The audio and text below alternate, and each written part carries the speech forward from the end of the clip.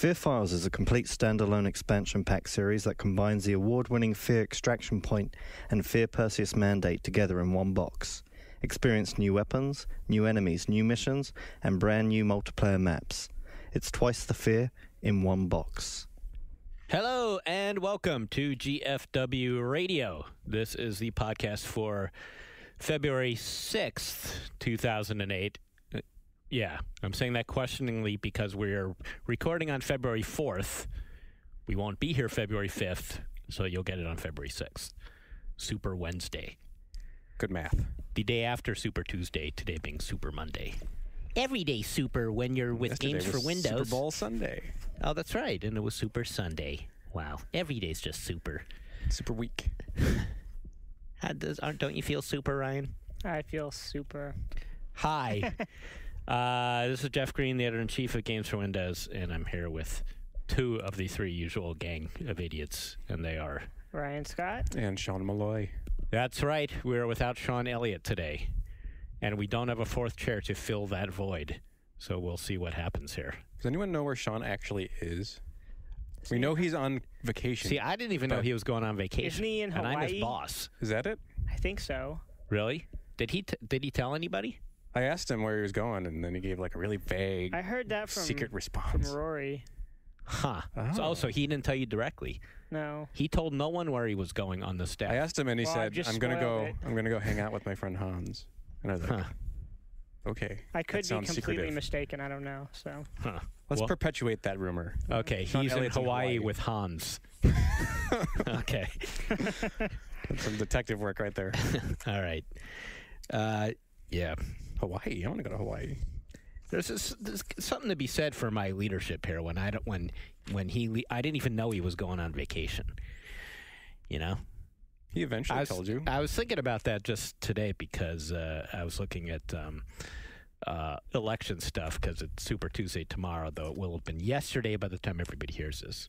And not to go into politics at all because we don't want to do that. But I did note, for the record, that I am the same age as Barack Obama. Which is a little shocking to me. Why is that?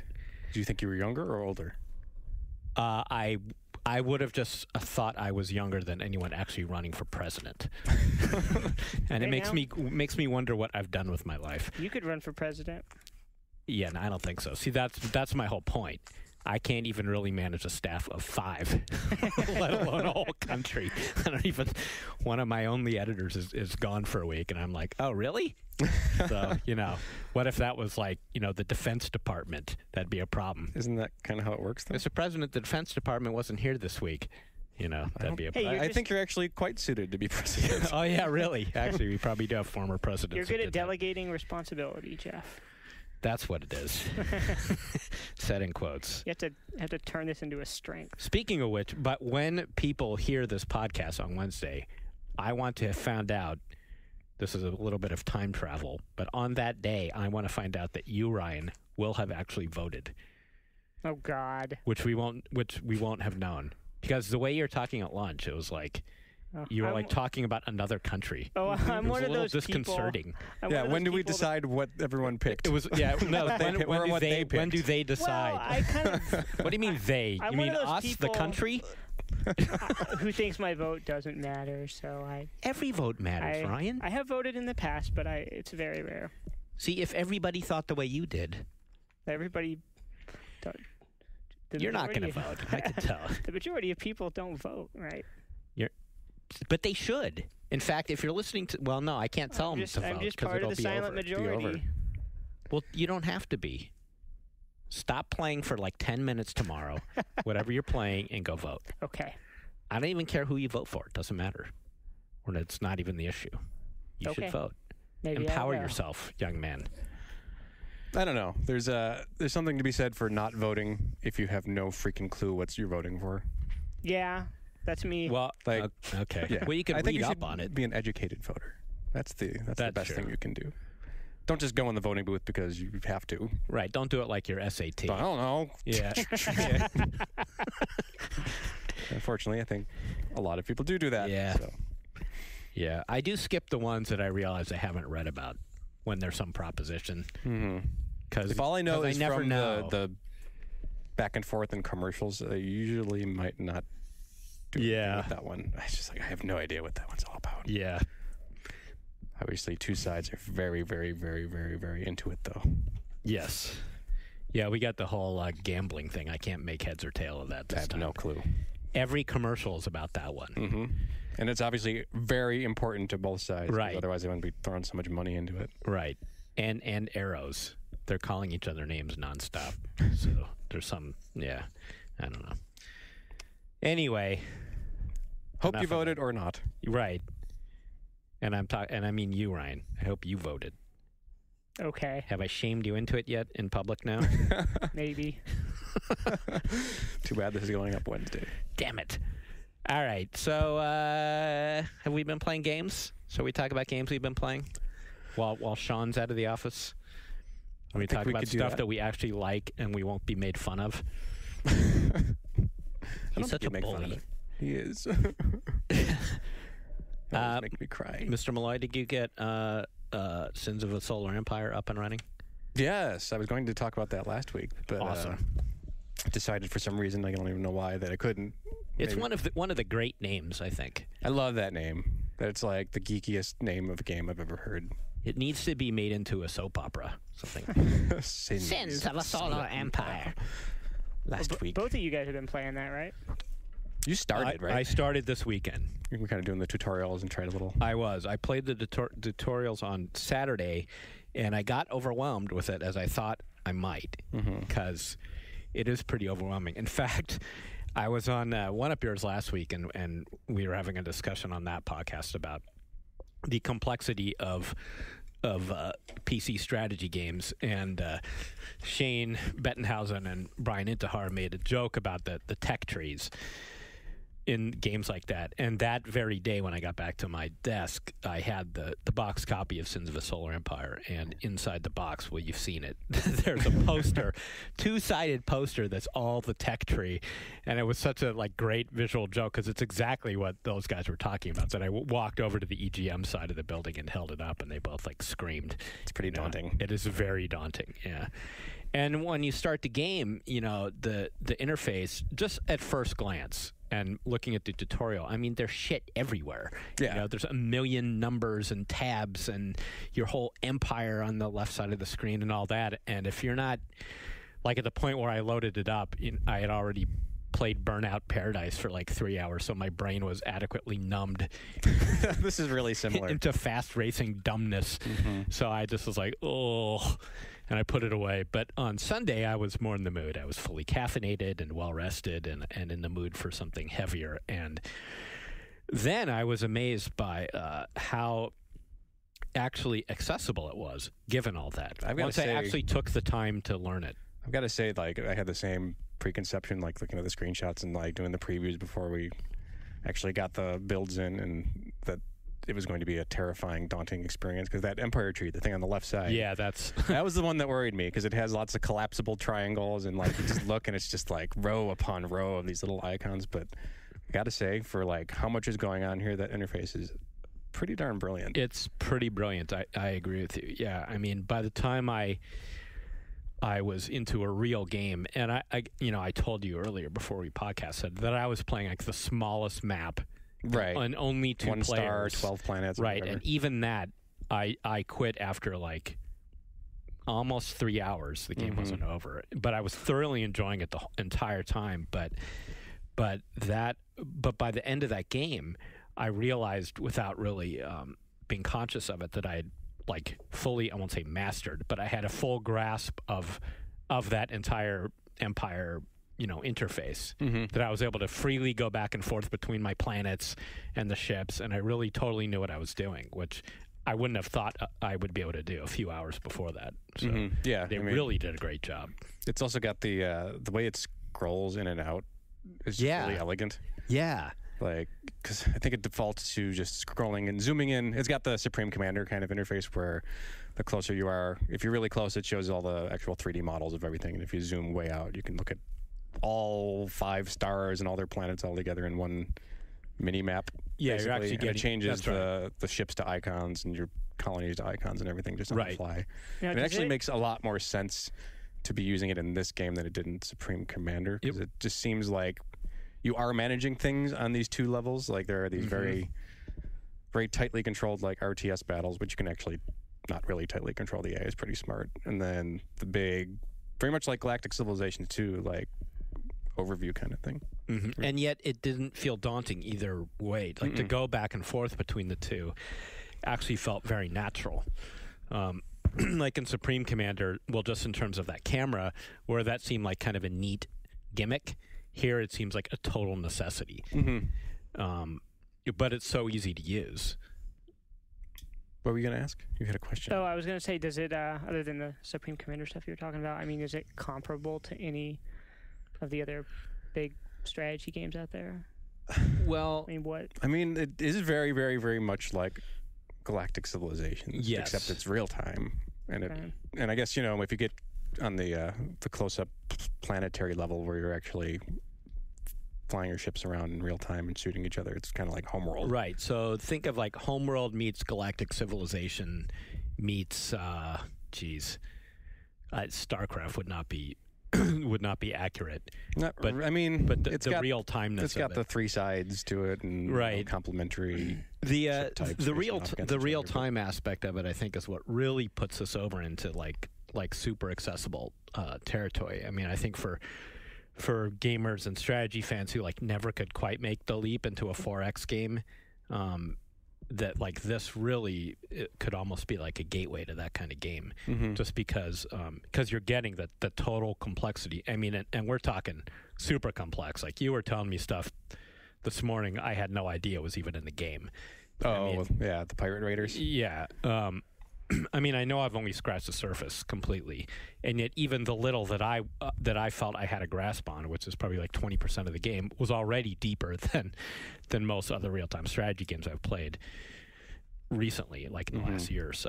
So you're getting kind of the depth of the 4X games, and yet the pace keeps moving because of it. Yeah, the pace is awesome because it takes minutes and minutes and minutes and minutes for a fleet to travel from one end of the galaxy to the other. But you're actually like, if you say, okay, I'm going to invade this planet over here, you actually enjoy the break as they're traveling through the phase lanes, because it takes, what you do is you select a fleet. You can just click on what I do is I just click on the planet where my fleet happens to be sitting in the Empire window. And then you just right click on a planet you want them to go to. And then you can set them to either jump all together through the phase lanes. So if they get to the edge of a planet's gravity well, what they'll do is they'll go into hyperspace, basically. And then they're totally untouchable while they travel between the gravity wells of planets. So you don't control the units kind of in dead space. You really just control them in these interconnected circular zones, or spherical zones, actually. Right. And while they're traveling through the phase lanes, they're untouchable. And you kind of like, you learn to use that time to do other stuff and manage all the other colonies that you've kind of been maybe. And there's plenty to do. War. Yeah.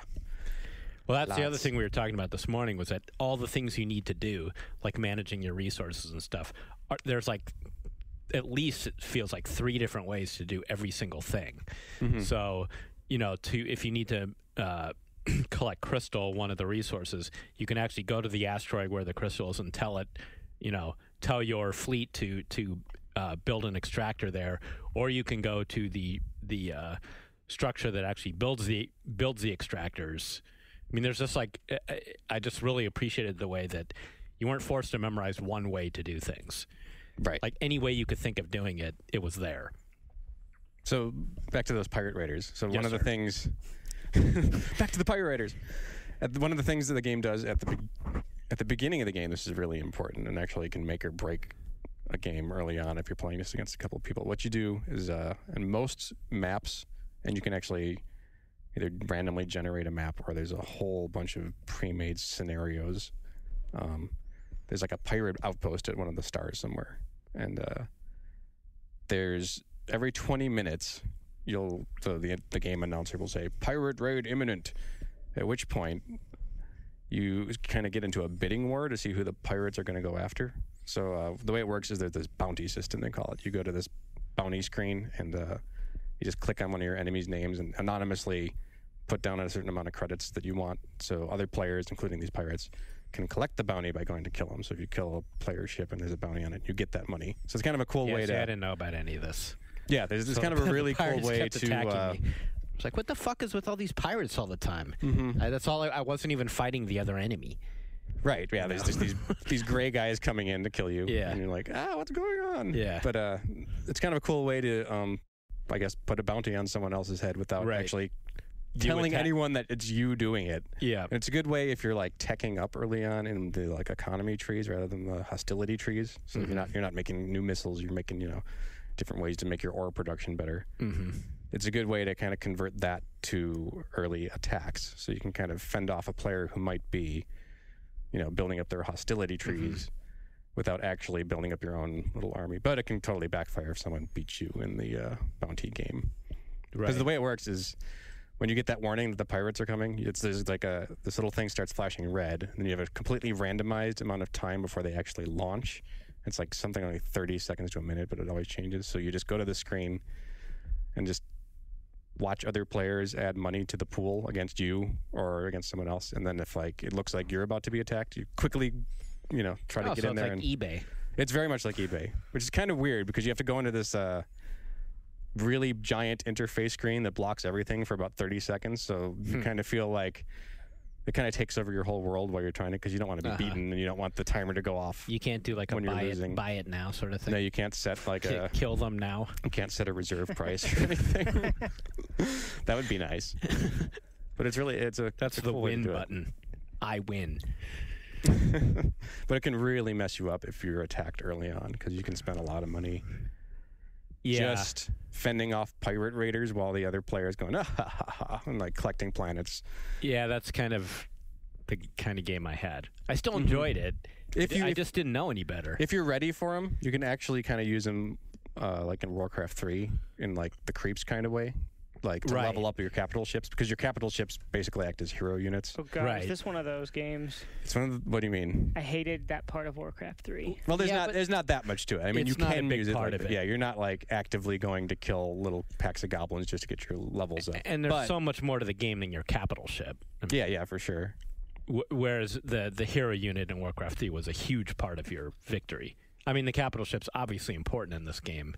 It's as important as you make it. Yeah.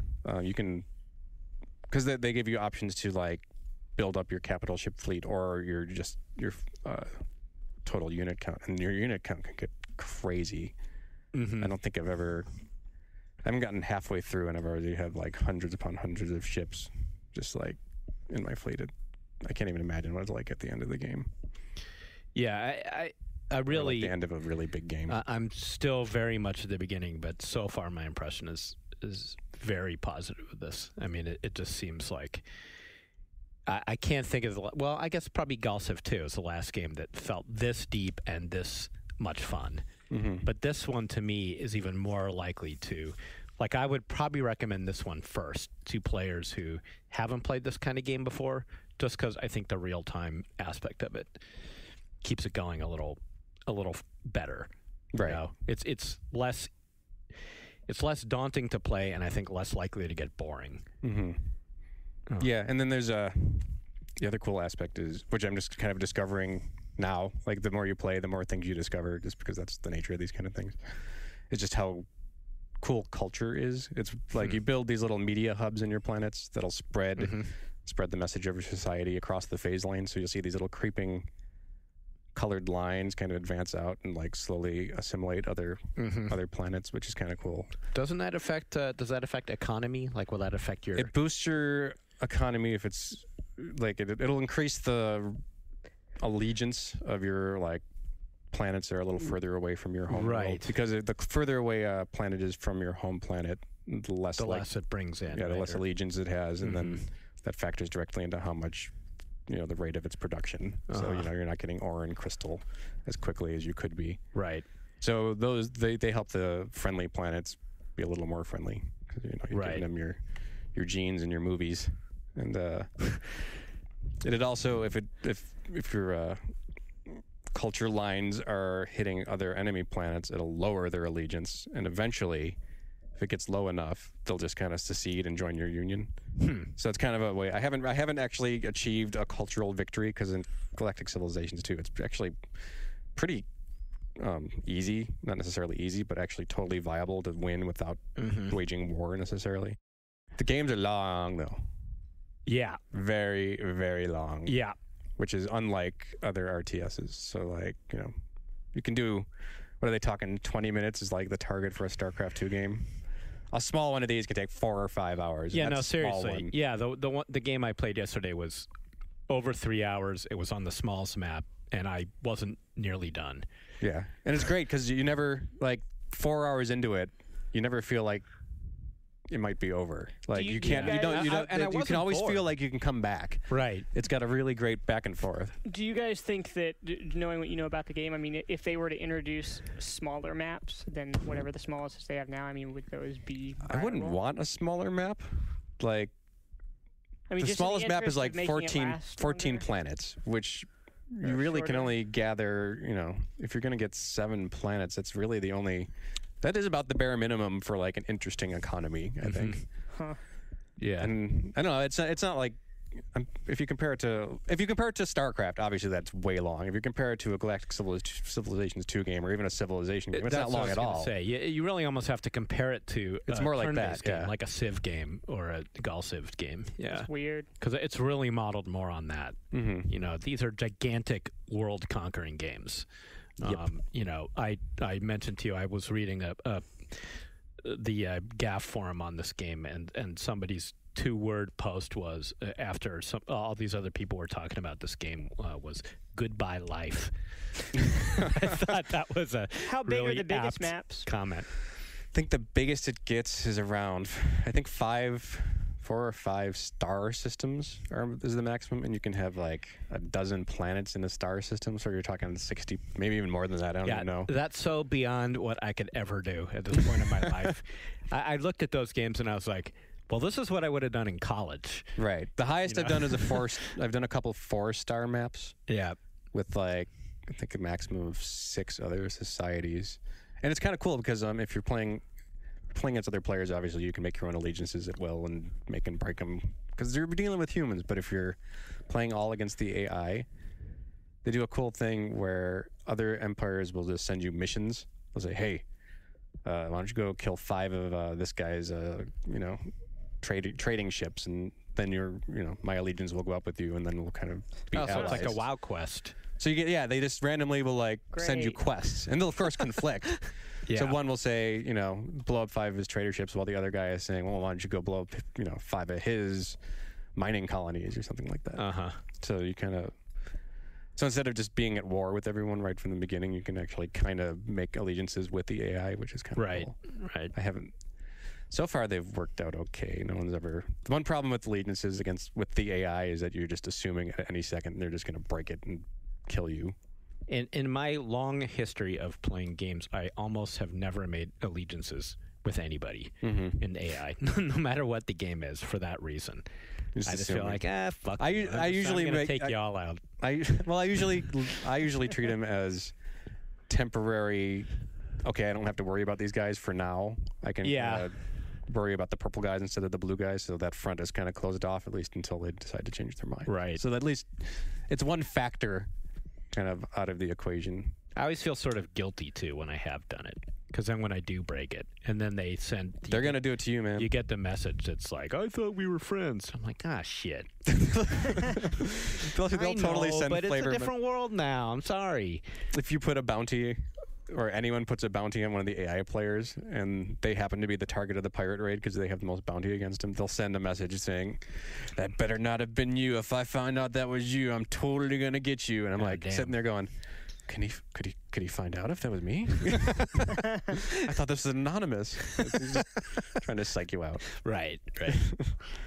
But yeah, rad game. Yeah. I'm addicted. I also like that the phase jumps remind me very much of Battlestar Galactica. So that makes me feel good. Does it make you feel good? Mm-hmm. They're cool to watch, too. Yeah, they're cool to watch. It's really, I spend most of my time looking at it from the really strategic, iconic view. But when you do really zoom in and look at these battles, they're really cool to look at. Yeah, that has not gotten old to me at all. is I'll be watching them from way far out, and then I'll think like, oh yeah, actually I could zoom in and watch my capital ship destroying the enemy, and it looks great. I mean, it's like Homeworld level, wouldn't you say? Like, I mean, but better now. I mean, because we're years later, so it looks good. Wait, is there? And even when I am controlling, micromanaging a battle, I'll usually still use the Empire tree and say, okay, I want to grab all my illuminators. I'll just alt-click on the illuminators because they're long range, and I want them to hit these healing ships back there, and I'll still just kind of use the icons I see. So that Empire map is just brilliant. Yeah, it really is. The first time they showed that in the demo, I just was like, oh, what the fuck for that thing? Yep. I mean, no, it really works great. Yeah. I mean, figuring out which ship is which is at first a little daunting because they aren't that different looking when you look at it. It's like, oh, this one's got 3 prongs instead of 2 in the icon. Yeah. But you eventually kind of learn where they are in the scheme of things. So you always know your colony ship is like the last thing on the list. Your scout ship's the second last thing, so you can kind of grab them that way. It's just kind of like having like a clickable legend or something. You know? I don't know. I really like it. My problem is when you get more than will fit on one screen, you have to scroll through them. But then you can like pin them and unpin them. So if a planet's kind of just doing its own thing and you don't really need to worry about it, you can kind of take it off the list for a while. There's even a search function. Which is awesome. It is awesome. It is great. Yeah. Oh, I was like, search function. I have to type it in. But yeah, you just click search, and then you're like, search colony ships, and it'll just highlight all of your colony ships. And you're like, wow. That's awesome. Yeah. And then you go click on it and send it. It's like that one's the closest to where I want. How huge this frickin' game is that they had to put a search in. Where are my ships? I have no idea. Well, I usually just build a bunch of scouts, like 5 at a time, and then have them auto-explore. Like, I don't actually micromanage my exploring. It's interesting. And every once in a while thing is that all the auto stuff works quite well. You know what I'm thinking? Even the auto combat. I was the last auto game. Do you remember Master Orion 3? Did you play 3? I did not play 3. I was scared off by 3. The problem with that game was that it was so automated you could hit end turn and win the game by doing that. You just hit it over and over again. It was really? It was over automated. Like so much like it was awful. Wow. That's like Progress Quest or something. Yeah, it was actually kind of like funny. I was like, really? Can I just hit end turn over and over? Without actually doing anything, just hitting end turn. Pretty much. That's a bit of an exaggeration, but not that much. Yeah, it was bad. It was like the total wrong way to go. You guys recommend this crazy daunting game that has a search bar? Yes, I love it. I do. I do. Who are just getting into this genre? I don't necessarily recommend it for people getting just into it. Maybe Jeff does. I think it is shockingly friendly for how much is going on here. That is absolutely. I totally agree with that assessment. It is shockingly accessible for such a hardcore game. But if you are a PC gamer and a strategy fan and you are looking to take it up a notch, maybe you got into Company Heroes because of Shawn or something. This. In fact, I would wonder if Shawn would be into this kind of thing. There might be too much. He expressed interest. Did he? Yeah. Yeah. We'll have to get his take on it. I mean, it is like halfway. It's not as complicated on. Well, maybe it is. On like a tactical 1-to-1 basis for the battle specifically as it is as like a Company of Heroes, but you're also getting the wider perspective. Well, the economic game.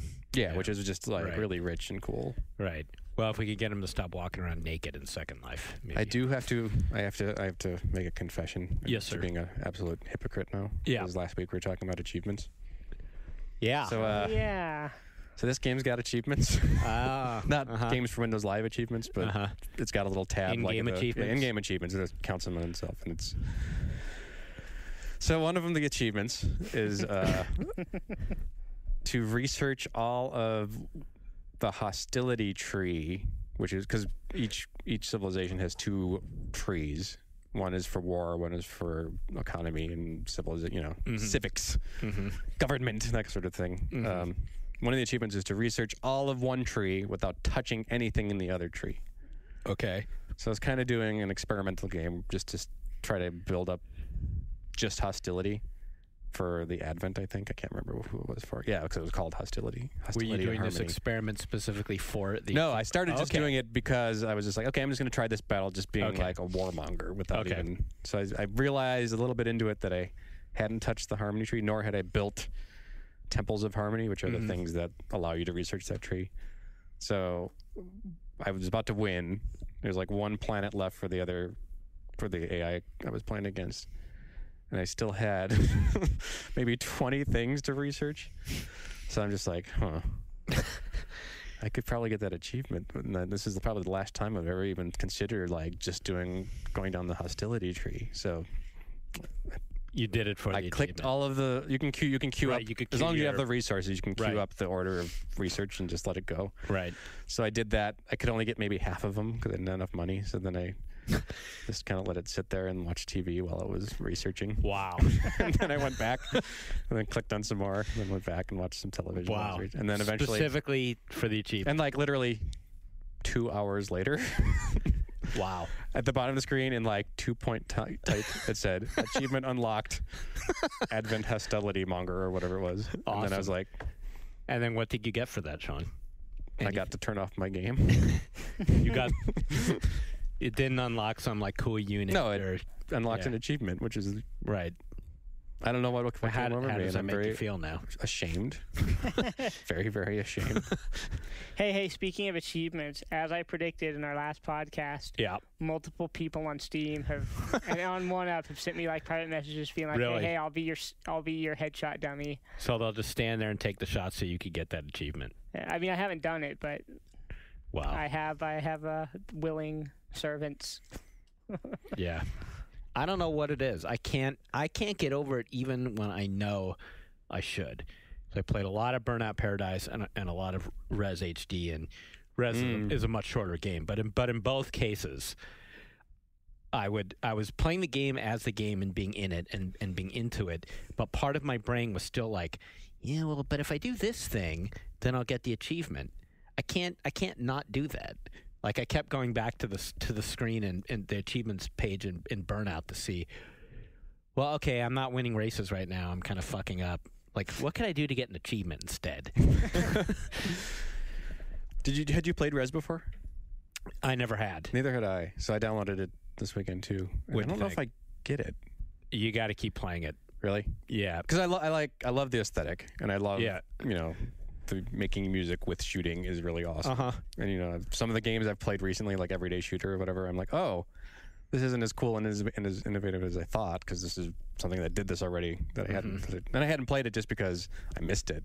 Like I couldn't buy it anywhere by the time. By the time I had heard, and I'm a huge Panzer Dragoon fan. I love Orta, Xbox One. Love Panzer Dragoon's Way. Love Saga. So this to me feels like that game, but simpler. Well, which like the gameplay in terms of the gameplay. Right. In terms of the gameplay, it is those things. I mean, this is a very simple rail shooter, right? But it's really about the aesthetic more than anything else. I mean, I think it's the whole experience of like the gameplay is not the thing that makes Res great. I don't think in my opinion. I don't think so. I don't think anyone argued that. Plus the music, plus... I think I was still expecting at least and no one's going to argue Panzer Dragoon Orta is like the pinnacle of complex gameplay. Yeah. I was expecting at least that level of it. And it's just a matter of like, in that game you could, rotate the camera so you could get things on the side, the front, the back. In this game, just because it's missing that, I was suddenly like, oh, I missed that ability to like, that extra layer of strategy to know if you're like trying to defend your flank. You need to be a little more Zen Buddhist about this. I think that's it. Yeah, I mean the very fact that I said this on one of yours that I said it on one of yours where I was on last week. So sorry, that sounded a little. That the very fact that there's a mode, a non-competitive mode in which you can just like float along, and shoot things to the beat with no consequences whatsoever is the telling factor of this for game. Sure. I think I was just expecting more game out of it. Yeah, because I mean, if you want to be super reductive, all it is like hovering a cursor over things and then letting go of the button and then they go away. That's all it is. But I mean, you can challenge yourself. There's things you can do to like super up your score, say. Well, I know like the challenge is to try to get like 100% on all the different levels, which is really freaking hard to do. Yeah. When I get like 99.1 every time, I'm like, I don't even know what those 0.9 was. Right. Actually, I read a good tip. I think it was quarter to 3, where you can go to the leaderboard and watch videos of like the top players playing this from within the game, and you get some pretty great tips on how to do these levels so you can get that high of a score. Okay. Yeah, I did that a little and immediately played better. But really, it's just kind of about like, having the throbbing controller in your hand to the rave music going on. I don't, it's more about that. That aspect is awesome. Yeah. But I think maybe I was in more of a gaming mood because I had just come off of Sins of Solar Empire. But you'd think I would have wanted something that was really simple. Yeah, no, I'm finding this game to be perfect for 1 in the morning. I'm done with gaming, and now I'm going to have a little rave in my computer seat. Gotta say the boss battles are pretty rad, though. Yeah. Those are cool. Yeah. How'd we get on that? Achievements. Oh, achievements. Yeah. What have you been playing, Ryan? Anything? I played some WoW this weekend. What? Ah, crazy. No. I'm suffering from a little bit of alt-itis. Meaning? I've got a level 10 mage, and I got a level 10 priest, and I got a level 7 rogue. And you're not even getting past 10 with them, though? Yeah, I mean, that's like 20 minutes of gaming. That's more than 20 minutes. All right, an hour. But I wanted to kind of try everything. I figure. And you can't commit to any of them? Well, I figure. It's hard because, I don't think any of the classes in WoW at level 10 you have a good picture of what it really does. I mean, level 10 is where you start to.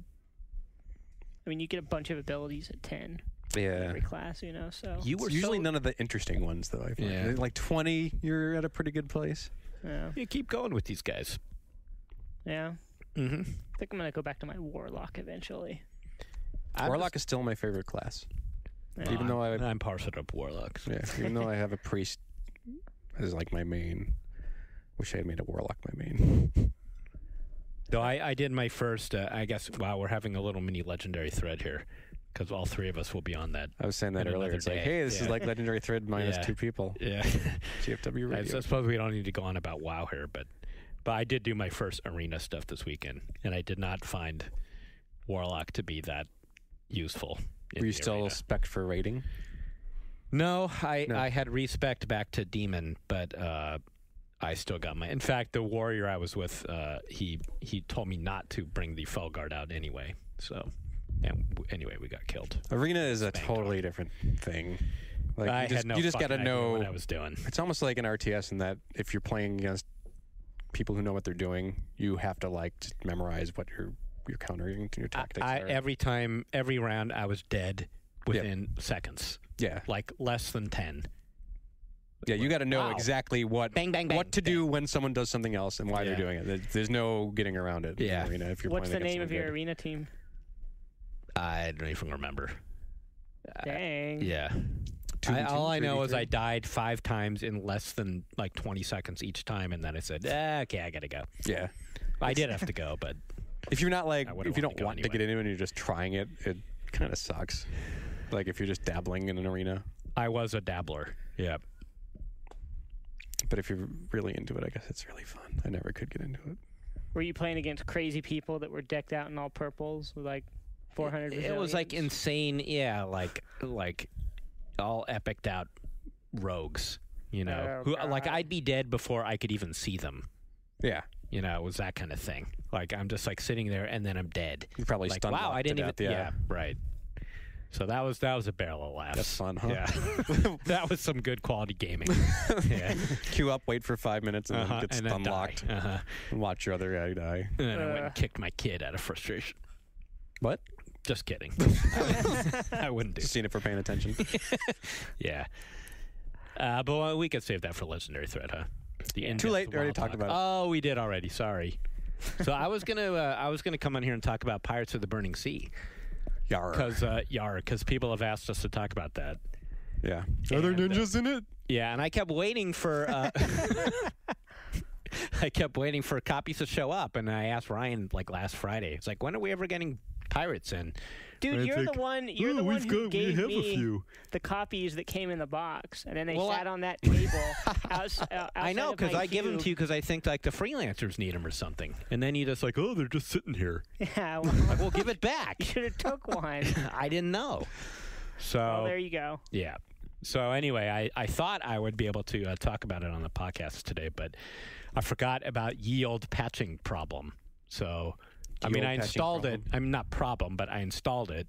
Oh, the fact that you have to patch. You have to patch. When you get yeah. So I installed it with plenty of time, I thought, but then it went through the gigantic patch updating. I think plenty of time was what, a half hour before Pretty the much. show? Yeah. So by the time I was finally fully patched, we had like 10 minutes before we had to come down. Well, I saw you sailing around for a second. Well, I was playing this tutorial. I did have enough time to get in the game. I created a French guy.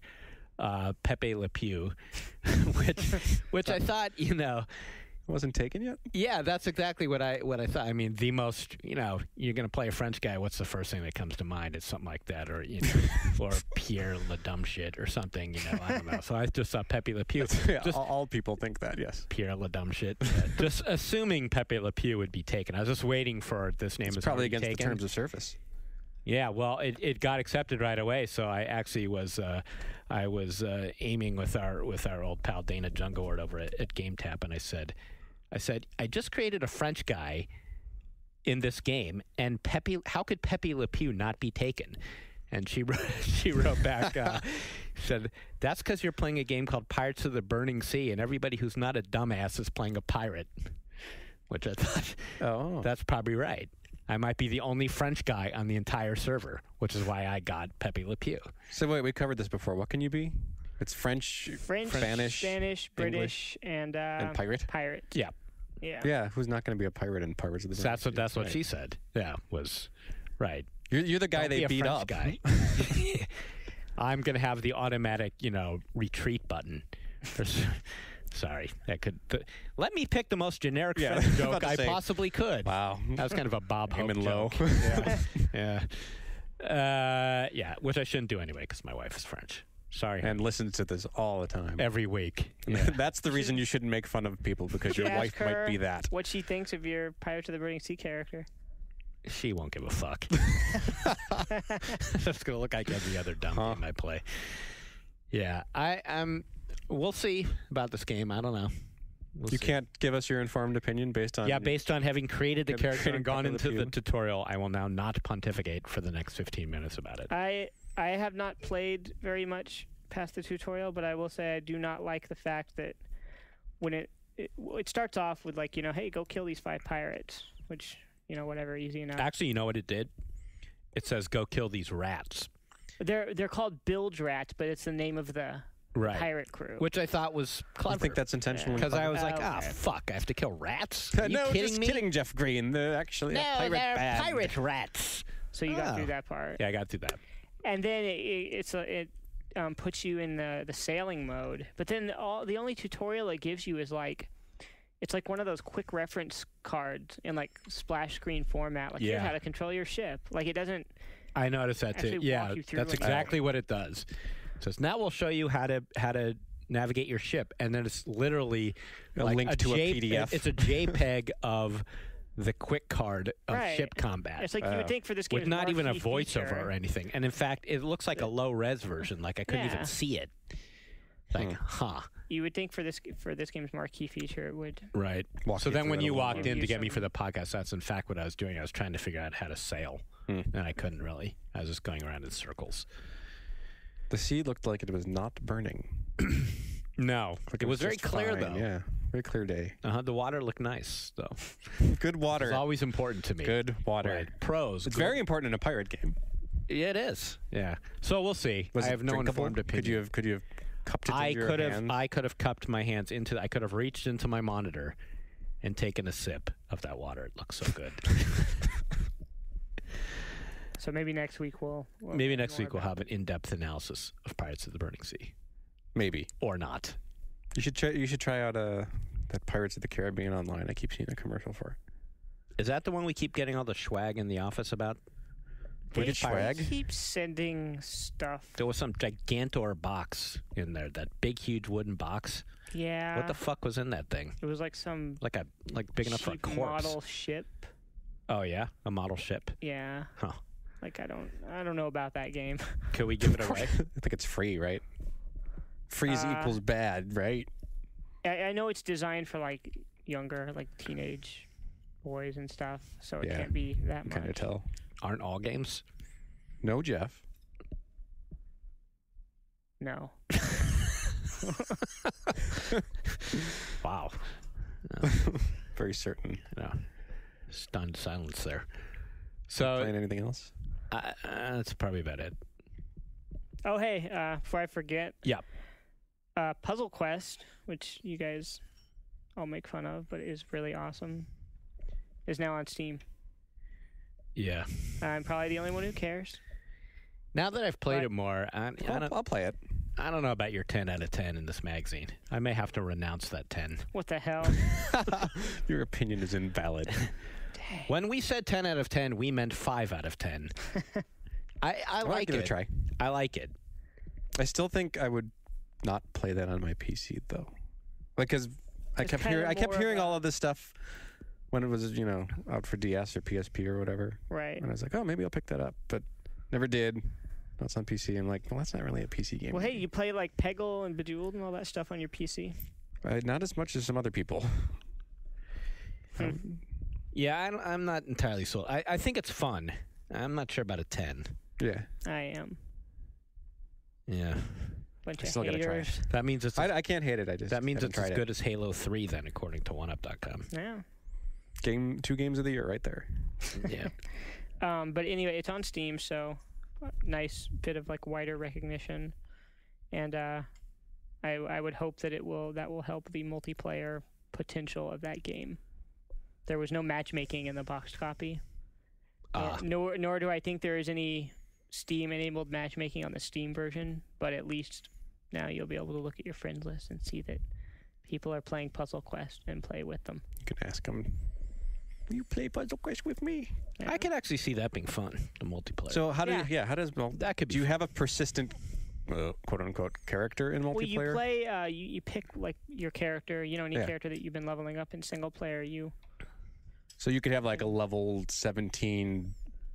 What would you have? Mages and stuff. Is it Wizard, wizard yeah. versus someone else's level 5 warrior. Wouldn't that be way out of whack? I don't think that would be a very fair game. Okay, but just checking. yeah. I didn't know how big a Could, deal but levels were in this game. yeah, they're a big deal. they are. Yeah. And you could probably play one just pre-made with like preset characters, right? Like say, hey, let's just pick this generic level 25. There's not like a character editor No. in the game. No. I mean, you have to go through the quest and level up whatever character you're interested in I'm playing. gonna buy a character on eBay. A Yeah, Puzzle it's not- Quest character. That's a little sad. What was that link you sent me today about the Chrono Trigger auction? That looked... Oh, there was some like sealed copy of Chrono Trigger for the Super Nintendo, which went on eBay for over $1,000. What? That's just fucking insane. Someone really likes Chrono Trigger. I've never understood the sealed copy thing. It's a collector thing. I just don't. If you're not going to actually use it, then what is it for? It's Display, a status? It's yeah. just to say you have It's like it? your little museum. Pretty much. I find life too short for that. Well, some people don't. Some people have a lot more. That's free because I'm time. older and closer to death than them. Yeah, and that I see game, things more clearly. That people, game, for that's all they whatever have. reason, is like a highly sought after game. If it's highly sought after, then you should play it. So Well, they probably have a copy that they do play, and they Right. love it so much this is their display. they want copy. a trophy copy. For what? I don't The know. show to who? No It's one's an- coming over because you don't have any friends, right? So who's it It's for? For it's you. an investment. Look, there's my look there. Look, Great. I got this. Yeah, I don't know. Mine. That's very strange. I like that game, but yeah, what? I don't get it. I'm sure there's probably people listening who are that type. I would really like to know if you could send me an explanation as why you would. I can understand paying a little, but like that kind of money. That's what I don't understand. Why would you pay hundreds of dollars for something not to play it, or if it's a comic book, not to open it? you know, because I collected comics for years. I've got the long boxes at my house to prove it. But I never, in all my comics obsessiveness, ever thought of buying one that I would then not open and read it. Right, yeah, I don't... You know, or buy one... What happened when you try to eBay this collection, though? Or put it on Craigslist? How much is what people want to give you for it? $30? Yeah, and I did get if they had been sealed. Yeah, that's true. And I did get yelled at by a guy. Not this time when I sold them, but the last time, years ago, I sold off a bunch. And I don't know what I described them as, good or very good or whatever, but I didn't use right, but I didn't mean that with capital letters. Right. It wasn't like some officially judged thing. And I don't even remember what it was I sold. It was some X-Men comics or whatever. And I sent them to the guy, and the guy sent me the money, and then he wrote me this really nasty note about how you said they were good and they were, you know. But in the thing itself, I had written like, you know, I'm a reader, not a collector. These were all read by me. You know, I didn't, you know, whatever. He has an oil There's detector. entire like organizations devoted to comic grading. Yeah, They give them scores and everything. Yeah.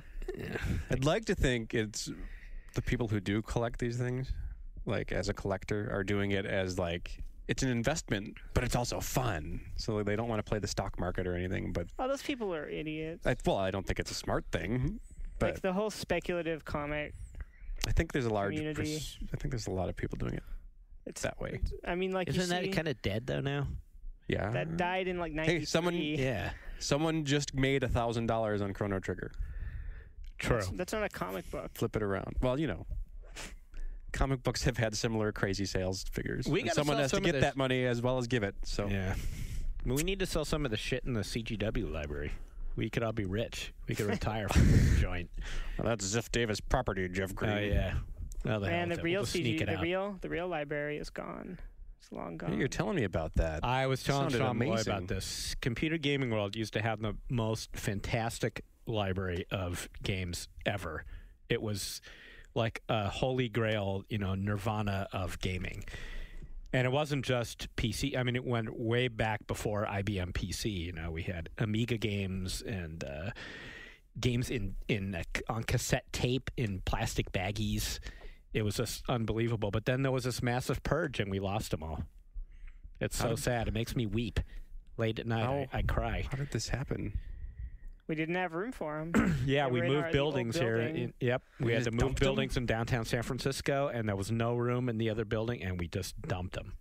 Oh man, Is that I know? you should have it found just- someone to take them. And it makes me just weep inside. Why didn't we do that? We could have There was- totally given them away to somebody who would have actually done something with them. They're probably like Things in a belong in a museum. now they're in a landfill somewhere. Well, I mean, I think that it was like we were alerted that like we are on the last how many ever weeks of the old building's rent, and this space must be cleared now. Yeah, we kept getting the pissy emails. You guys really need to do something about the game library. Yeah. I don't know how many more times I And have to then tell you. And There's there's just no 400 games room. over there, and you didn't do anything And yet. you didn't do anything about the game. And then we didn't do anything. Well, about then it. it's your fault. I know. We're going to throw them out. This is another need for a time machine. I know. That's sad. Yeah. I think some of them got saved, didn't they? Didn't we weed it down because like every Ultima game, and that's even late, quote unquote late. Well, I mean, we considering. have a few. You know, I mean, there's stuff in our library that dates back to before that ever happened. I mean, I know I saved a copy of The Incredible Machine before God, I that game walked was out so of that good. building. Yeah. You did. Didn't that have one of those funky like trapezoidal boxes? Uh huh. Yeah. Yeah, like if I didn't work here and someone asked me like, where would you think you would find the most comprehensive game library of all PC games ever made, I would probably say like, oh, you'd probably have to go to like Computer Gaming World magazine. Not anymore. In the glorious Johnny Wilson era, he was smart enough to actually preserve that damn thing. Now I feel all bad because of that library. Shit. Oh wow. There's worse things to lose. Not really. Oh, okay. That might be it. Well, they'll never be back. We'll never get another, a Calabeth again. Don't even joke. About a Calabeth? I don't know if it was in there, but let's assume See? it wasn't. Could have been. Yeah, Ryan doesn't want to know the truth. Might have been signed by Lord British himself. Hand copied by Lord British himself. Yeah. A silent prayer to CGW's forgotten library. And what else we got to talk about? Yeah. Maybe we should take a break. All right, we'll take a break. We're all going to cry into our sodas, and we'll be back.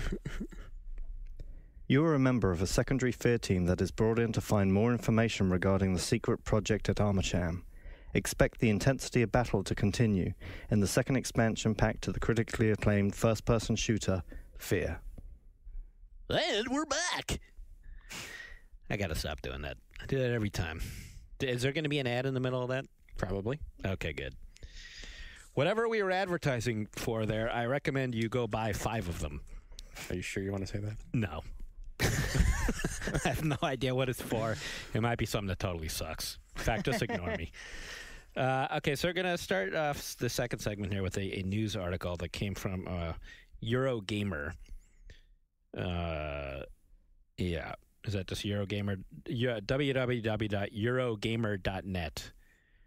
And the headline is, Buying MMO Gold is like funding prostitution. And I'll start off, RuneScape content boss, oh boy, I'm going to get this guy's name wrong. I should have pre-done this.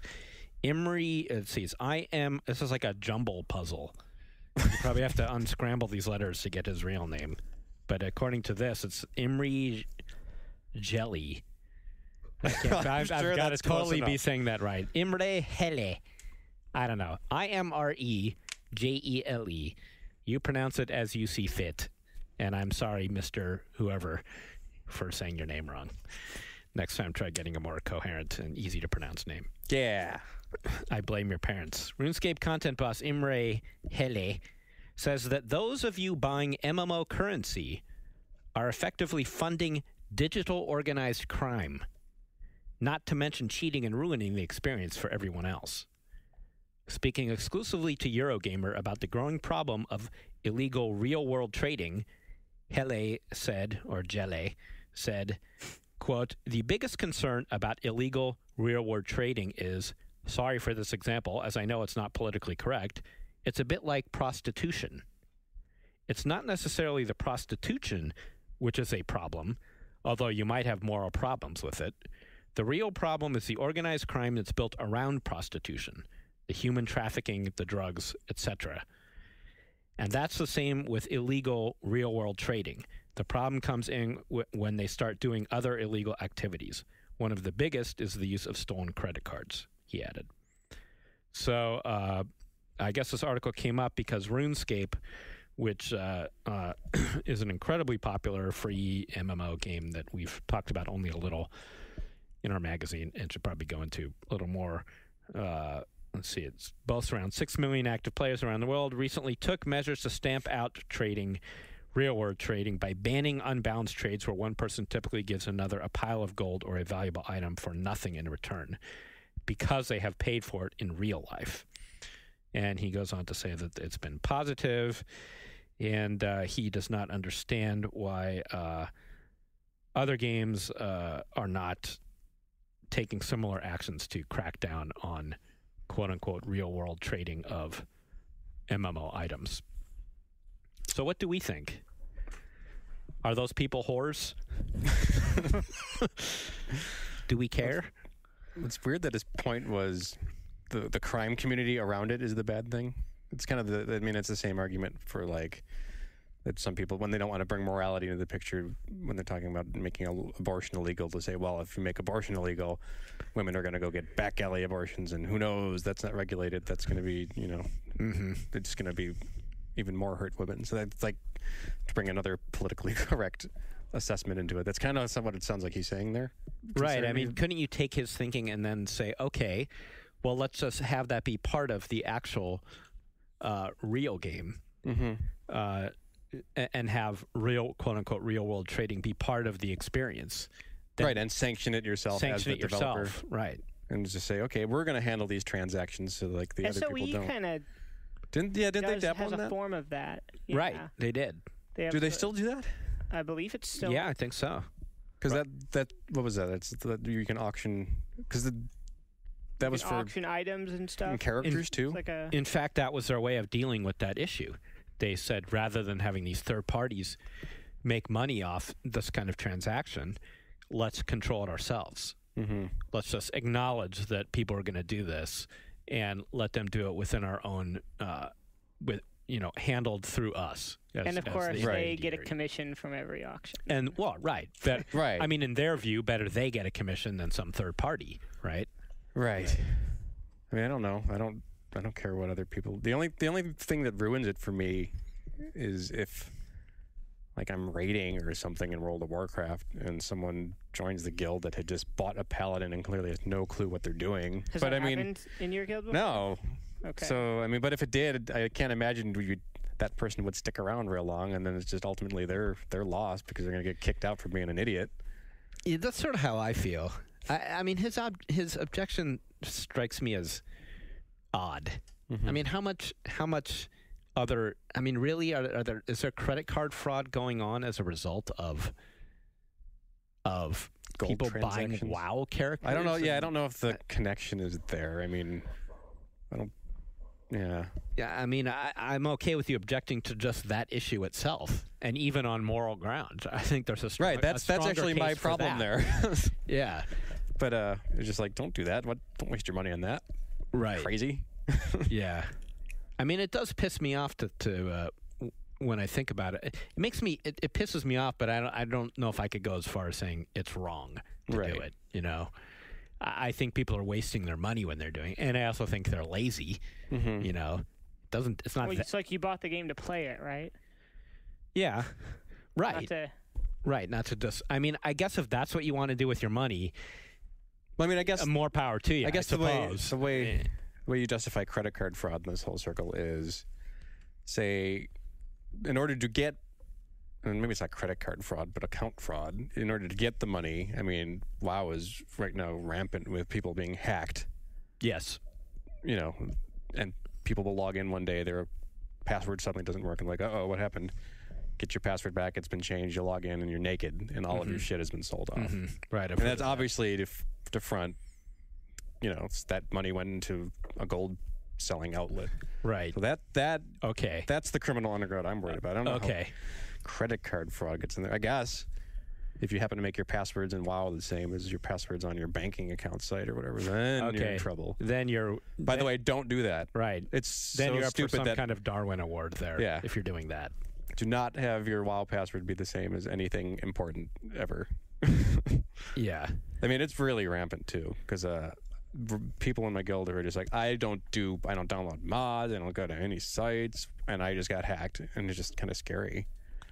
Wow. So people have just come on and found their account. And their guy's naked, and I don't know how Damn. much to believe them, like that they don't download mods or anything. But that's always seems to be it seems to always happen to anyone in my guild. It's weird. That really sucks. I It's have a kind of friend- scary. I change my password like weekly now, Do you? just out Wow. of fear, and I don't even do that for like my bank sites that It's often. very strange.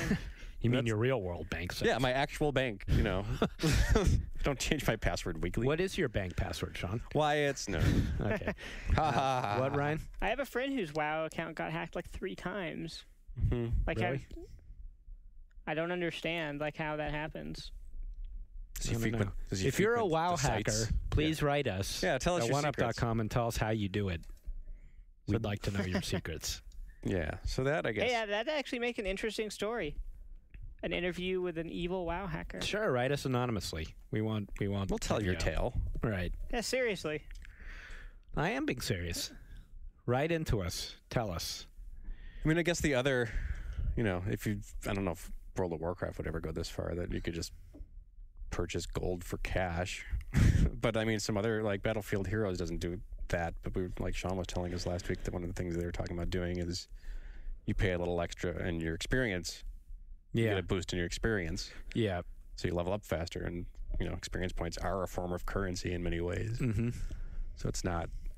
Some games seem to be trying that. We'll see how that one goes. I don't think any game like WoW on the scale of WoW has really tried that yet. I mean, you get your cart riders or whatever, but those aren't WoW. I don't really like. Of all the things that I heard, the theoretical transactions you could have in Battlefield Heroes, that one bothered me a little. Really? A little bit, yeah. I mean, it's the same reason it bothers me for the same reason that someone buying a paladin without knowing what to do with it bothers me. That's about the only thing that it bothers me.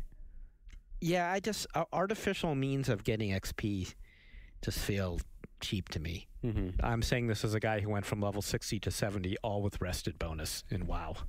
Well, I mean, aren't they paying for just an increase in the experience rate? It sounds like you are in constant rested state. Exactly. Right. That's a little different than just being like, here you go, here's this level 7. Yeah, it is. No, it is. You obviously. still It's have a matter to play. matter of major degrees there, but yeah. Well, how about buying a level 50 paladin and having to level it up to 70? I think even that's obviously that's different weird. too. But you don't think the buying experience curve is weird? I mean, you're at least getting the hands-on experience with like understanding how this thing you are playing is Works. supposed to relate to the world in which you live. So, and you're not. I mean, if you're just being handed a high-level character, you're not. We've talked about this on Legendary Thread before. Buying a level 50 paladin because you have a level 70 priest, and right, that was there kind something of wrong with that. Right, that was Luke's big. Yes, that was Luke's big crusade. Right, he was always lobbying for the let me buy a level 60 guy. I've already played 8,000 hours of your game. And it was specifically for raiding. Say, like, you play right. a warlock, and you have so many freaking warlocks on your team or whatever that you're kind of useless, but you don't have enough druids, and you just want to, like... Oh, I see. Quickly be able to get a druid into the hands of a competent player. Mm-hmm. Oh. See, that makes sense to me. Huh. I'm okay with that. Luke always makes sense. Well, hey, you know what? They're kind of... They're kind of testing that, aren't they? They're going to have that Death Knight. Well, the class. Death Knight is kind of sort of that idea. Yeah. Perhaps if that works, maybe they could implement something like that. I don't know. Mm-hmm. I don't think they ever would, but I would. I mean, because they did it with Dark Age of Camelot. You could start off, I think, at level 20, whatever that translates to. If you had like a high level character, they added that later. I haven't heard positive things about that though. Yeah. Seems like a good idea to me. I don't know. Someone out there listening who's played Dark Age of Camelot and lived through the experience, tell us why that didn't work. Or why it did work. I liked that game back in the day. Ryan was about 5 then. Dark Age of Camelot. What else do we have on the agenda this week? Do we have anything else? It's kind of weird with that Shawn here. Yeah. His story, his Safeway stories, and his... My feet are on his Second chair. Life story. Yeah, Shawn Malloy's got his feet up on Shawn Elliott's chair. You've kicked it a few times, too. It seems sort of a weird, kind of aggressive thing. Have I? As if you're kicking Shawn. Yeah, take that. One up yours, whore. Okay, so... I know what we were going to talk about. We were going to talk about Lost. Oh, yeah. Now we're going to go off topic. Off topic, yeah. Sort of. Yeah. We'll talk a little bit about PC gaming. This is going to be Lost spoilers, everybody. Lost spoilers. Put on the spoiler You're done music. with the PC gaming section. Spoiler. If you haven't seen the end of Season 3 of Lost, turn it off now because you don't want to know. Or episode 1 of Season 4, I guess. Or, yeah, well. Did I tell you that my kid, who turned 14, she asked if she could start watching Lost a few weeks ago online, and I figured since she was watching all this other kind of questionable crap on TV, like Desperate Housewives and stuff, she was now old enough to watch Lost. So she watched like all 3 seasons online and like some ungodly, marathon. Yeah. And now she's like obsessed with the show, and it's like having Ryan around my house all day. Awesome. Like going, did you ever think that maybe that the numbers, if you add up the numbers and multiply them by 3, that maybe that's going to be Hurley's grandfather's dad's age or whatever, some bullshit. Like, no, Sarah, I didn't. Whatever, no, go away. Nice. Yes. Has she come up with any awesome theories? Not really. They're all just like dumb. Yeah. Has she put forth any theories that, like, this is all in reality? Locke is like a death row inmate, and all these things that are happening on the island, all these people are just fragments of him as he's put in the electric chair. What? I'm not kidding. I saw this theory put forth on some forum. If that's what it is, I'm gonna Based on what? I have no idea. That's all in somebody. Whenever I think crackpot. If it's one of those theories- all in somebody's head things, I'm going to. I thought they said a long time ago it was not going to Yeah, I be think that. they've said. They don't did. worry. They're not going to do the St. Elsewhere. Everything's in a an autistic kid's snow globe thing. They're not dead. It's not like a dream. Forgot about that. Yeah, Right. no. I That means you go hate through the show purgatory forever. phase. Everyone goes to the. I think they're all in purgatory and repenting Right. for their sins phase. Well, that's like what you say in the first season, Of yeah. course, they're not going to be in purgatory. Right. So you guys think season 4 so far? First episode? All one episode. all yeah, one episode. all one episode. I like it. I thought it was awesome. Yeah. I really liked it. I am amazed that they've recovered so strong. I was ready to give Yeah. up on it halfway through 3. Yeah. It was at the point I think where Mr. Echo died.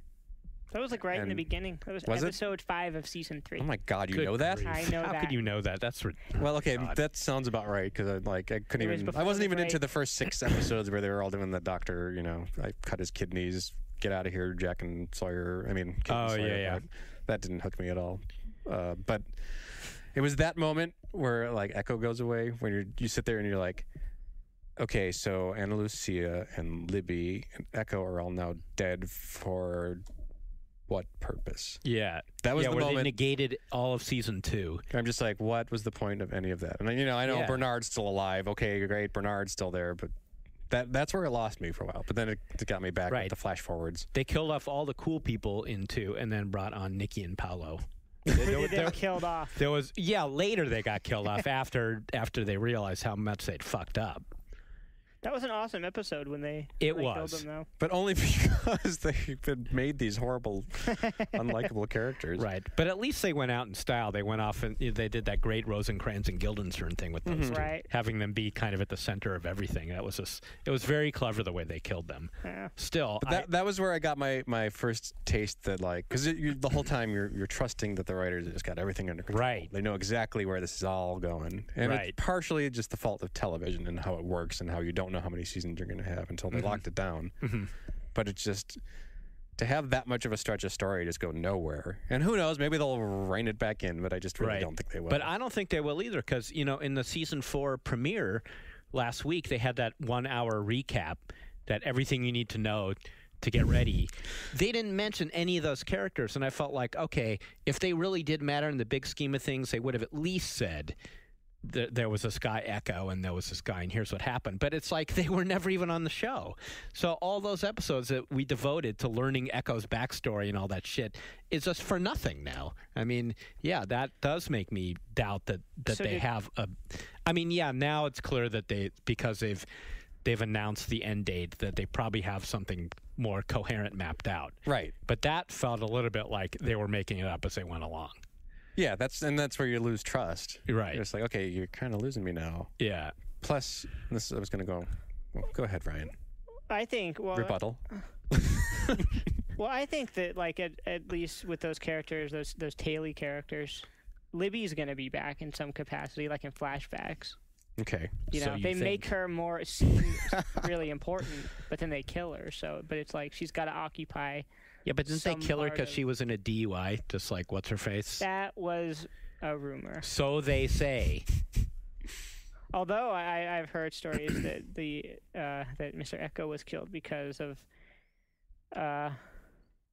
differences with the actor that they couldn't reconcile. Is that right? Mm. He was fucking great. Yeah. He was great. He's a He great was character, especially great great actor. because on Oz. I don't know if did you guys ever watch the HBO show Oz? No. Here and there. Because he was on that, and he was just an incredibly scary, evil bad guy on that show. And it was a very different role than he was on Lost, so I had a lot of respect for him. Actually, Michael, also from Oz, 2 Oz veterans. No, I didn't know. In fact, he was one of the main characters on Oz. Yeah. Huh. Awesome. So the other issue I have Yeah. is the continuation in season 4, and I'm assuming for the rest of this series of piling on mysteries without answering in the old ones. And Yeah. I'm at the point, and you can totally correct me if I'm wrong here, where some of these old ones, Mm-hmm. I don't think they're ever going to get back to.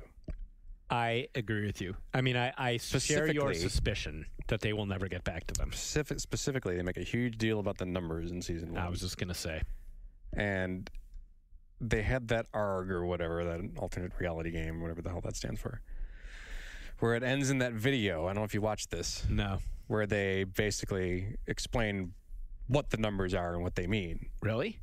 Yes. Yep. Well, what is it? Exactly.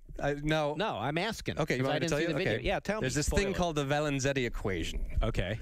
which It calculates the time until the end of the humanity. world, Yeah. right? Okay. And these numbers are all factors in this equation. The point of the Dharma Initiative was to, and it's the factors represent different elements of human life and the environment. The point of the Dharma Initiative was to manipulate the environment to figure out how to change one of the factors of the equation and prevent the end of humanity from happening on that specific date. Okay. So that's all I thought after watching this video and this at the end of this ARG. Pretty important information and actually kind of revealing. Mm-hmm. And they even show Hanzo or whatever his name is relaying this information in this video in this ARG. Huh. And to me, to put that into this video that was online after a game and not in the narrative, Not in the TV show itself, is just which is the only thing that really matters. is obnoxious. Yeah. Like it should not, like if you're going to relay key information, that shouldn't be like that. So then maybe it wasn't key information. I think it was though. I think they're done. But then that doesn't explain the significance, like why Hurley had those numbers. And I really it doesn't think explain the tie between the island and the people who got on the island. no, but I don't think they're going to do that. Right, because they definitely made it seem at the beginning like that. I mean, like that. Those were the numbers on the hatch, right? Yep, numbers on the hatch. When You see them on Hurley police freaks out cars. before- You see them everywhere. I think they're still inserting the numbers. You know, Oh, you know there's when, websites dedicated to. When Hurley, remember he said he spotted Charlie by the ho-hos looking at him. Yeah. That's why he ran out of that convenience store. Ho-hos. H is the 8th letter of the alphabet, and O is the 15th letter of the alphabet. I did not bother to go deduce this myself. There's a site I always hit that has all this geeky information. After Did you every know episode. that- Oh, and HO. That HO is what they did in the game Horse between. Oh yeah, Jack and between played Jack and horse. and Hurley. Okay. Did you know So that there was this an HO there too. Okay, Well, so there you you got go. this is season 4. They only recorded 8 episodes. There were supposed to be 16. So what does that mean? What's going to happen in the 15th episode? Something big. Oh my Ooh, God. Think about it. So yeah, I just stuff like that just bugs me. It seems like that should have been addressed also in the television series in your main narrative. I'm not into the show enough to go looking for these tangential things that. Yeah. And it just struck me as a very key piece of information. I'm like, yeah, that would have been cool to know. Why aren't you telling me this? And it's really geeky. Like, that's more geeky than Lost tends to get. Mm-hmm. Like, Valenzetti equation and end of the universe, But it's just, that bugs me. Yeah. As long as they wrap up the big stuff at the end. Yeah, I mean, there's a lot of things that I'm going to want that if they don't ever mention them ever again by the time the show's over, I will feel like they just completely hosed us. But they got to explain Jacob. They got to explain what the smoke monster is. How about Four-toed statue. The four-toed statue, right. The pirate ship. And if they're going to, non-aging if they're guy. seeding all of this stuff into this series to be like dug up in YouTube videos after people do online crap, Yeah, fuck then that. fuck that. Yeah. Yeah. I don't really think so. Or I really do have to credit them, though, for being on season 4 and having it be this intriguing still. Mm-hmm. I feel we are not even really remotely at a shark jumping thing. I think they still totally have the momentum on their side completely. Yeah. I mean, this is all thing, like the flash forward thing was amazing last season. It was awesome again in the season opener. I mean, they really are keeping us on our toes. right. This is all just me speculating that they're not going to answer these. I have no idea if they are or not. And if they do, awesome. And it's fair enough from like a lifetime of Still into TV it. disappointment to expect that this will be another one. I correlate this directly to like the X-Files as like, Right. the ultimate. Right. Well, that was the classic. I mean, I totally remember in the heyday of X-Files, when X-Files was at its peak, I was as intrigued, you know, as the mythology was first building when you realized that Cigarette Smoking Man was actually just yet another pawn, that he wasn't the big bad guy. I was like, oh my God, there's someone more evil than that guy. Yeah. Like, I couldn't wait for that show every week to see what was going to happen in terms of that storyline. And then I literally, utterly lost interest. And at the point where it peaked, I could not have possibly believed I would have got to a point where a quote-unquote mythology episode of X-Files would be on, and I'd be sitting at home with my wife going, yeah, fuck it, let's play Scrabble. I wish this is one of those they blew swamp monster golem episodes. Yeah, I was looking forward more to the monster episodes because I felt like they so blew the mythology. Right, because it became apparent that they were just making it up. They had nothing. Along. Yeah, they had nothing. And I'm still not sure. I mean, they keep saying that don't worry, guys, we're not going to do that to you. But man, every once in a while they'll do something that makes me go, are you sure? Yeah. Well, that's what I mean. Are you changing your mind? Yeah, the whole Tailies season made me feel that way. Like, oh, fuck, they're kind of making it up as they go along here because now none of these people matter. They made it seem like they were important. But as that said, I really liked episode 1 of season 4. I thought it was really good. Who do you guys think the Oceanic Six are? Okay, well, we know 3 of them. So it's the other 3. Sawyer. And then is one of them the person who died? I don't know. Probably. Yeah. Really? Ben? You think it's one of the Oceanic Six? Sure, why not? He wasn't on Oceanic. Oh, yeah. Oh, yeah, he's not. Never mind. Because he wouldn't have been found again. Okay, so scrub that. I don't know. I'm just making stuff up. The dog. They totally need to have... Would Walt and Michael count? They need to have a dog flashback. A whole episode that's a flashback from the dog? The dog's point of view. That'd be awesome. I mean, the dog would just run around and see random things. Oh, I'm hungry again. No, there's another one. Okay. What? That webisode you showed me right before. Oh, I know. So, Dude. I don't know if you saw this one, so spoiler alert for the webisode, where they show Vincent running around from Vincent's perspective, running through the grass. And he comes upon Jack's father in the forest. And you're like, oh, what's he doing? And then he's like, what does he say? He says, like, you have to go find my son. He's over there unconscious, in the forest. He's got work to do. And then it goes to the opening moment of the very first episode. So you're supposed to take away from this that before you've even watched Lost, Jack's father, quote unquote, has been here, maybe manipulating things or right. But we've seen dead people alive and speaking to other characters before. He's talking to a dog.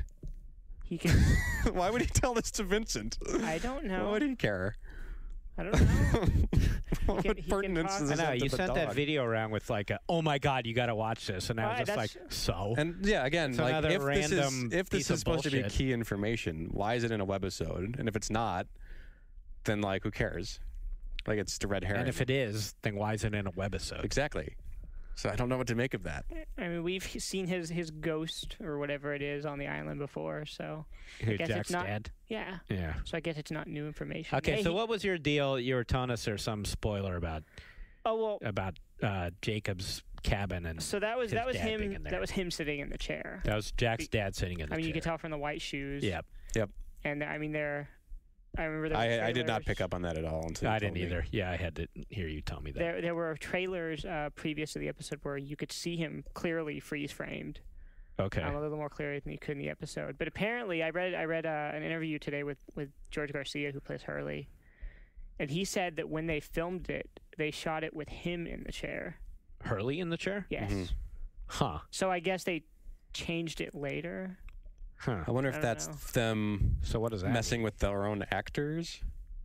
Maybe. I've heard of that before, Could people be. shooting, or even not necessarily messing with their actors, but just messing with anyone who's filming 3 different versions of an ending of a movie just to make sure the real one doesn't get leaked. Right. That could be that. Or they change their mind and screw them. Right. They don't know who Jacob is. Every interview I've seen with Cass, people ask so what's going on? What do you think? And they're like, we don't know any more than you. Right. So. Yeah. What was the TV show that ended with that? You're totally making me think of something where they had to pass out multiple versions of the script so that people wouldn't know what the real one was. God damn it. Oh, I don't know. It's driving me crazy now. Dallas. Let's say Shit. Dallas. It's one of those kind of shows, I guess. Yeah. It was a huge Alf. secret. Yeah. Alf? Is Yeah, that what we'll you said? say Alf ends He with him does getting- go back to Melmac. He gets taken away. Alf gets taken away by the government. That's how it ends. Is that what happened? It was supposed to be a cliffhanger, and another season would have come on, but that didn't happen. Oh. Are you serious? I'm not making this up. I know how Alf ends. Wow. Anyway. Did I hire Plus, you? there's a whole writer's strike, and who knows when that's going to be over. Yeah. Yeah, that kind of fucked this whole season up. Hey, I heard they were having informal talks to decide whether they were going to keep having formal talks. Wow, that sounds Good, like that a sounds Ziff like Davis meeting. Sounds like us meeting to decide how many meetings we should have this week. It's progress. It's forward thinking. Yeah. Yeah. Maybe we'll never see the end of Lost. Maybe the writers are like, oh, thank God, this is the perfect excuse to not finish Oh, this. God, how much would that suck? It would suck. That would be so awful. They need to resolve it just so we could have the rest of that show. Yep. Yep. Well, I hope they're not done telling us, like, why. Like, I don't want it all just to be now, because this flash forward thing has me worried that now it's just going to be about who are the ones who got off, what was this rift that they had between the two sides, why did they screw up by leaving? Like, I still want to know all the, like, how they ended up there and why they ended up there. Because there's been so many things that have intimated in the first couple seasons, like, they're there for a reason. Right. The island brought them there. Like, I still want to know all that part of it. Well, I mean, I don't think they'll get to that till the very end. I mean, you've seen Jack and Hurley both raving about how they need to go back, so I'm sure they're going to explain that in the context of that and them returning. Like, they have to have a reason. Yeah. You know? Like, I can't still figure out if Henry's a good guy or not. You mean Ben. Sorry. Henry Gale? Henry Gale.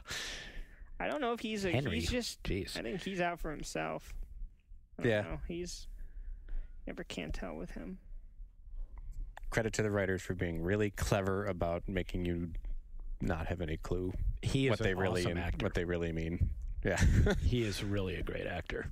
It's got to be hard for them if they don't really know their ultimate end goal. Right. Like how to play a character like that.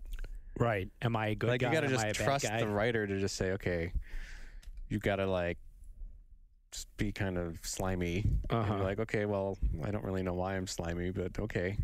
But he always delivers those lines so straight because he's always insisting, we're the good guys, and he always delivers that in a way that makes you feel like he does believe it. But yeah, you don't know. We know But that is he he- doesn't know. Maybe Right. not that specific fact, but you're just like, the guy playing this guy Yeah. has no idea if he's a good guy. Yeah, right. But he's convinced himself that he is. His character has convinced himself that he is, right? Or he's convinced, or he's just like a really awesome liar and he knows he's not. And Right. he's telling people that he is with a straight face. Do bad guys actually know they're bad? Some do. Are they like, I'm the evil guy? Like, does Darth Vader know he's being bad, or does he just like, Oh, yeah. is it just his agenda? Does he know he's the bad guy in the movie? I'm pretty sure he knows. Really? Yeah, Sauron, I guess he probably knows. he knew. Yeah. Some do it for like some greater good. You got your Dr. Brains, for example, who doesn't really think he's the bad guy. But I think there's some who really do know that they're the bad guy. Uh-huh. We need to have like a bad guy roundtable. Get them all in into their here. psychology. Lex Luthor, Darth Vader, Sauron. Be just great to have them around the table and find out like how bad they think they are. Hitler. I was waiting for that. Who's Godwin's going to say law Hitler says. first? I think some bad guys know and some don't. Hey, most bad guys. I don't think Ben really knows. Most bad guys do what they do because they think they're doing the right thing. That's what I'm asking. Yeah. Doc Ock. I guess if they think the right thing is to slaughter millions of people and they think this is actually the good thing to do, then yeah, I guess I'm you're doing right. this for humanity. Right. Great. Magneto, These right? people deserve to die. Magneto was always about like the greater good. Right, he's right? delusional. Right. Right. Okay, so Magneto gets to be on the round table. But along with Hitler, Sweeney Lex Todd. Luthor, and Sauron. And Sweeney Todd. Yeah. Yeah. We got to set this up. Someone work on that. We'll talk to our PR department at Ziff Davis, see if we could get those See if guys Skip in can here. get them all on here. Yeah. Skip's you call up Darth for us? He'll enjoy that email. I got an assignment for you, Skip. Are these guys high? All right. Is that all we got this week? Do we have more? What's on our little agenda sheet? I guess we could have segued that at any point into the lost game. Oh, there is a lost game. Speaking of like that tangential stuff. Right. Of course, then, once again, if there's any actual fact that's of relevance in the lost game, it kind of sucks it's in there. The producers kind of said that this is very much a side story because it takes place between like seasons 2 and 3 or something like that. And you play a character they just made up just for this. So it seems very much to me like there probably isn't a whole lot of actual substance in it pertaining to the main plot line. Now, we are all gamers here. Yeah. I think we can presume that's a safe bet. We're also all Lost fans. Will we play the Lost Does this game sound good to either of you? Because it just sounds like, to me, like it is just doomed to suck. It sounds like it's trying to play to too many people. Like, if it was really just a straight-up Myst kind of game, like an graphic adventure kind of game, I would probably be into it. Like, because Lost is very much about solving puzzles, so why not just make a game about solving puzzles? But it sounds like they want to do, okay, first this is a scene where you're running from stuff, and you can shoot another as you're running to the next thing. Then there's a slide puzzle. Mm-hmm. And then there's, another scene where you're stealthing through the dark. It just feels like nothing but exploitation. They're just they're exploiting our interest in the franchise to make a shitty game that we'll buy just because of the name on it. That could be it. It sounds like I mean, we don't know. Could be. Yeah, I really don't know. No, I don't know. I'm being a little bit unfair, but I just don't see how. It sounds like they're trying to make what they think is a good game, but I think their definition of a good game might be different than mine. That's the impression I get from that. I think they're trying to play it because Lost appeals to the masses. They want to make something that the masses will want. What do you think, Ryan? Well, I mean, my default assumption is like, okay, this is a game based on a TV show. I can't get too excited for it. Mm-hmm. But because of the nature of Lost, to me, it seems like it could be cooler. Just because, like, it seems like it just lends itself way better than like a CSI, at least to me, because this is very much just this show is like a video game you're watching in a way. It is, but I feel like they can't really answer any of the actual questions posed by the show. So then they're going to have to come up with their own. I would love to just get a copy of whatever memo they got from the producers that's like, here are the things you cannot talk about. Just right, and they're going to be all the things that we want to know about. Yeah. So that's why I feel like... Obviously, you're not going to get it through this video game. Yeah, they'll give us some answer to some question we didn't even have. Well, of course. They should have just made it so you play as Nikki and Paolo through season 1. That's what this guy basically is. His name is Elliott, and he's a photographer. Remember Elliott? And was he one of the... so you're playing as he's one a background of the other crash survivors? Survivor, yeah. Uh-huh. That part still bothers me about the show. It bothered me all over again in the season opener. Oh. Whenever I stop to think about it, I just feel... It's like the other sweat hogs in Welcome Back, Kotter. Or is that too much of an old reference for you guys? Wow, dead silence. Nothing? That meant nothing. I've watched that show before, Holy but shit. like I don't know what you're talking about. Welcome Back, Kotter. Do you even know what that show is? I've watched it, yeah. Okay. It was on Nick at Night. Oh my God. That is where I watched it as well. Oh jeez, I'm way too old for you guys. All right. It was John Travolta's first show, and he was Vinnie Barbarino, and God, why am I doing this? Why do I have to explain the show to you? I need to be on the old people's podcast where people know what I'm talking about.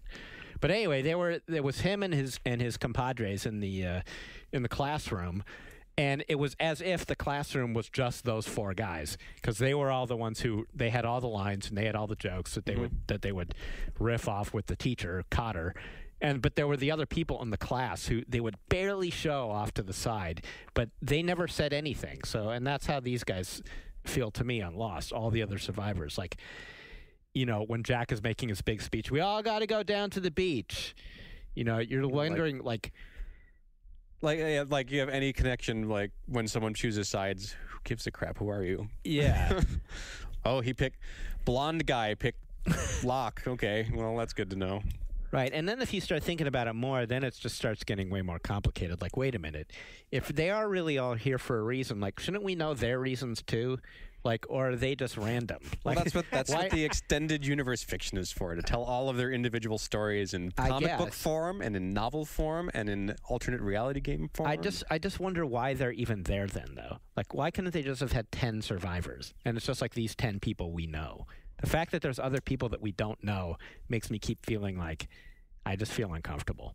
Really? I guess mostly I feel bad for them. That doesn't bother me. I want Not them knowing to have about screen those time. other guys just never has bothered me. You don't want to know about Steve and Scott? Don't you feel Do bad I? when you see them walking No. by? I just want to go, hey, hi. Others are hanging up their Who are laundry. you? and Yeah, right.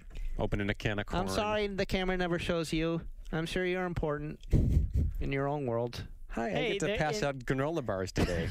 In that episode about Nikki and Paolo, when Nikki dies, or when she's paralyzed, whatever, somebody's like, Nikki's dead, and Sawyer's just like, who the hell's Nikki? Yeah. Like, Yeah, that was funny. that's kind of And then there was also the episode with the teacher guy. Remember who gets blown up? Right. Doc Arst. Right. That was funny. Jesus. Ryan's unbelievable. He knows every I minor mean, they're the detail. red shirts of the show. The red shirts, yeah. Yeah. But then he had some like angry rant about, oh, you people think it's always all about you. and then he Yeah. explodes. Right. So that was great. That's funny. I mean, self-aware fourth wall breaking is not necessarily an awesome Right. narrative in this sense, but at least they're aware of it. Yeah. It's nice to have an infinite pool of people to draw upon to blow up when they need it. I think that's the Hey, point there were of them. only like 40 whatever survivors, though. That's kind of true. I guess that's why they're there. Yeah. In case they ever need to kill somebody. Yeah. Okay, you're up. No! Oh, come on! I've been drinking out of coconuts and living in Hawaii. Come on. Don't kill me. They didn't need that in Gilligan's Island. You're right. See? Gilligan's Island was the model. You could get away with the same group of castaways. God damn it. Yeah.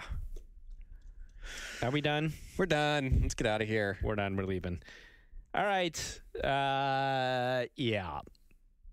We'll be back at some point. Yes.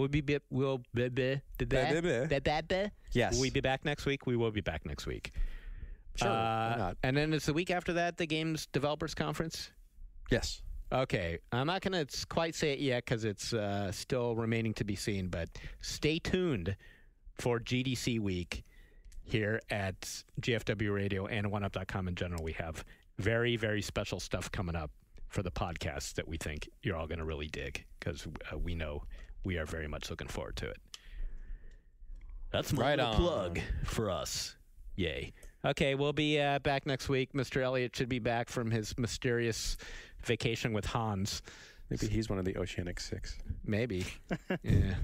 And we will have more Lost Talk. More lost. That's the important thing. Yeah.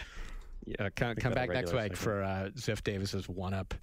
Ziff Davis's one-up? Jesus. One-up. I have to go to bed. Ziff Davis's Lost podcast featuring Ryan, Shawn, and Jeff. Boy, we'll be back. Boy. MTV Games, Virgin Megastore, and 1UP.com have joined forces to bring you the I Love Rock Band Valentine's Day Bash. On February 13th, your rock band can perform in the Ultimate Tournament and compete to win a Rock Band gaming prize package, including a $500 Virgin gift card and other great prizes. Sign-ups begin on February 6th at the Virgin Megastores in Orlando, New York City's Union Square, and Hollywood and Highland in Los Angeles. Check out virgin.oneup.com for more information. Rock Band. Start a band, rock the world.